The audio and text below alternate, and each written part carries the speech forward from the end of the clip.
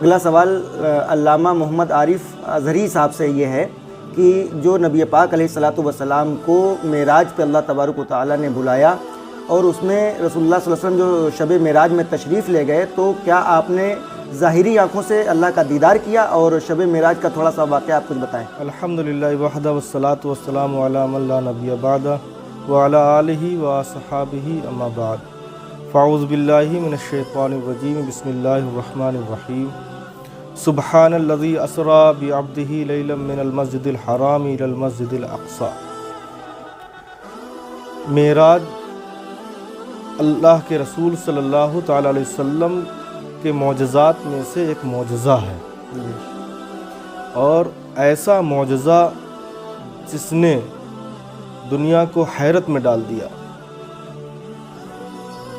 یہی معجزہ رسول کائنات صلی اللہ تعالی وسلم کا وہ معجزہ ہے جس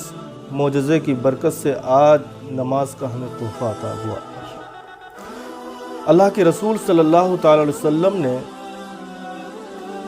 اللہ کے دین کو پہنچانے کے لیے، شریعت مطہرہ کے احکامات کو پہنچانے کے لیے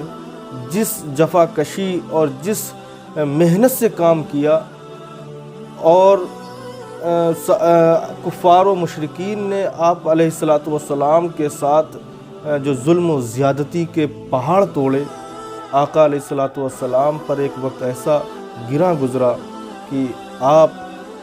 اس گرانی کے عالم میں، رجب کی 27ویں شب تھی، آقا علیہ الصلاۃ والسلام رنجیدہ بستر پر تشریف فرما تھے۔ اللہ رب العزت نے حضرت جبریل امین کو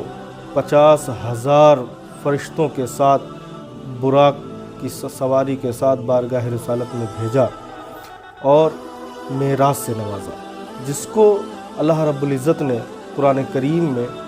بیان فرمایا، سبحان الذی اسری بعبدہ لیلا من المسجد الحرام۔ پاک ہے وہ ذات جو لے گئی اپنے بندے کو راتوں رات مسجد حرام سے مسجد اقصی تک۔ یہاں پر اللہ رب العزت نے عبد کا لفظ استعمال کیا، اور یہ عبد کا لفظ ہی بتا رہا ہے کہ نبی کا جو سفر ہوا وہ جسم اور روح دونوں کے ساتھ ہوا ہے۔ بے شک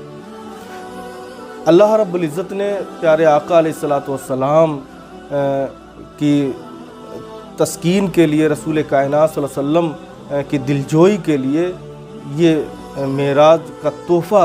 اللہ نے اپنے پیارے حبیب کو عطا فرمایا اور اپنے دیدار سے مشرف فرمایا۔ سفر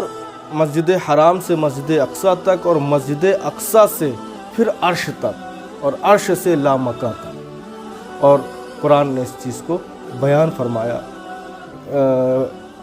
قاب قوسین قرآن کی آیت موجود ہے کہ اللہ کے رسول صلی اللہ تعالی علیہ وسلم اللہ کی بارگاہ میں اس قدر قریب ہوئے جیسے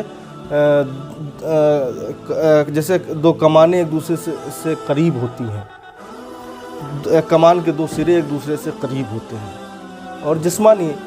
یہ جسم اور روح کے ساتھ آقا علیہ الصلاۃ والسلام کی جو معراج ہوئی جسم اور روح کے ساتھ ہوئی۔ تفسیر خازن ہو،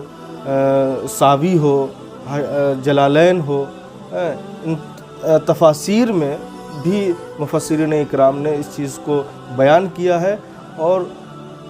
امت کا اور علماء اہل سنت والجماعت کا اس بات پر اتفاق اور اجماع ہے کہ رسول کائنات صلی اللہ تعالی وسلم کو جو معراج ہوئی ہے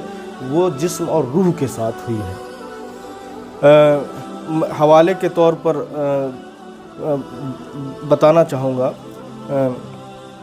تفسیر خازن، جلالین اور حاشیہ ساوی وغیرہ میں جو عبارت ہے، والحق الذی علیہ اکثر الناس ومعظم السلف وعامۃ الخلف من المتاخرین من الفقہاء والمحدثین والمتکلمین انہ اسری بروحہ وجسدہ صلی اللہ علیہ وسلم،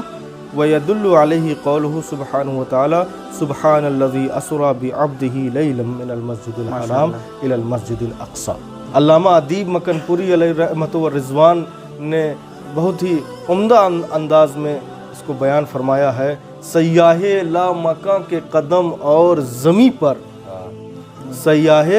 لامکاں کے قدم اور زمیں پر کتنی ہنسی تھی لغزش آدم نہ پوچھیے۔